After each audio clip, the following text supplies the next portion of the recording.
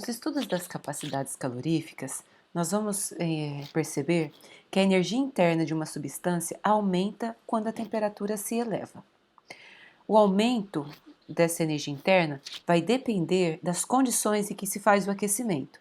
E no momento, nós podemos imaginar que estejamos trabalhando com uma amostra a volume constante, conforme discutimos anteriormente.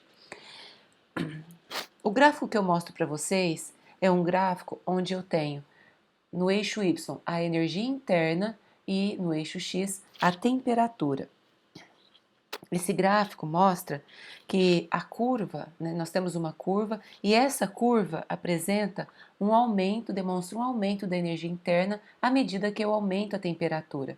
Então, a energia interna de um sistema aumenta com a elevação da temperatura. Esse gráfico mostra a variação de energia interna quando o sistema é aquecido a volume constante. O coeficiente angular da tangente à curva em qualquer temperatura vai ser a capacidade calorífica a volume constante naquela temperatura. Ora, dado isso, nós podemos fazer a seguinte representação. A variação infinitesimal da energia interna em função de uma variação da temperatura a volume constante corresponde à capacidade calorífica daquela substância, a volume constante, CV. CV, a capacidade calorífica a volume constante, é uma propriedade extensiva. Entretanto, o que isso quer dizer ser a propriedade extensiva? Depende da quantidade de material que está em estudo. 100 gramas de água, por exemplo, tem capacidade calorífica 6 vezes maior do que 1 grama de água, ok? Já a capacidade calorífica molar a volume constante, essa sim é uma propriedade intensiva, ou seja, é a capacidade calorífica por mol de substância. Na realidade, todas as grandezas molares são grandezas intensivas, uma vez que a quantidade do material que está em estudo já está considerado quando a gente divide a quantidade pelo número de mols. Nós podemos inferir ainda que temos valores típicos para as capacidades caloríficas molares. Para os gases poliatômicos, elas giram em torno de 25 joules Kelvin a menos 1, mol a menos 1.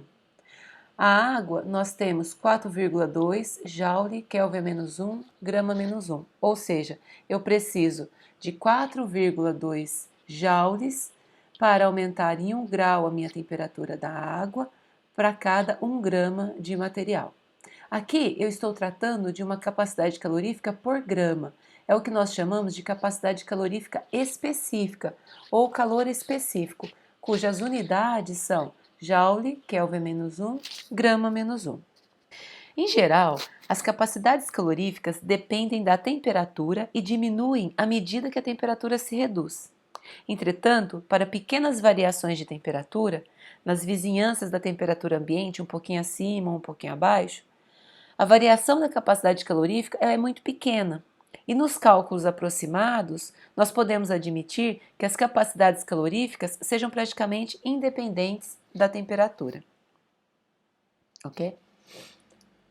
Ora, conforme já vimos, a volume constante, nós podemos dizer que a volume constante, a variação infinitesimal da temperatura, provoca uma variação infinitesimal da energia interna e a constante de proporcionalidade entre essas duas variações nós vamos chamar de CV, isso a V constante.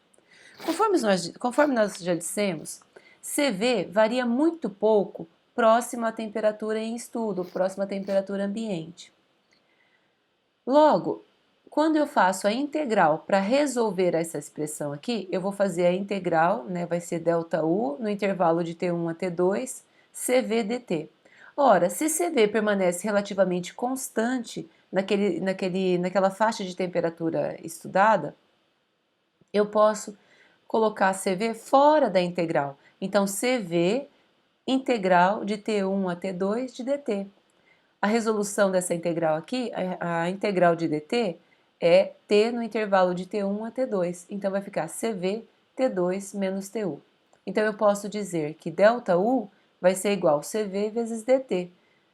Ora, se eu estou trabalhando a volume constante, eu posso dizer que ΔU é igual a ΔQ. essa informação aqui é uma informação que nós temos dos estudos preliminares que nós já fizemos.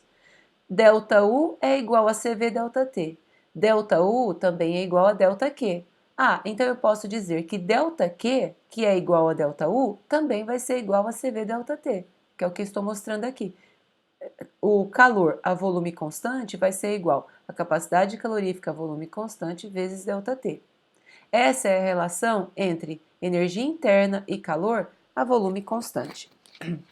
Importante lembrar que essa relação propicia uma forma simples de nós medirmos a capacidade calorífica de uma amostra. Ou seja, certa quantidade de energia na forma de calor é transferida à amostra, por exemplo, eletricamente, e mede-se a variação, né, a elevação da temperatura que essa transferência provoca. A razão entre o calor fornecido e a elevação de temperatura resultante, calor fornecido e a variação de temperatura, vai me dar a capacidade calorífica da amostra a volume constante. É isso aí. Terminamos aqui essa etapa.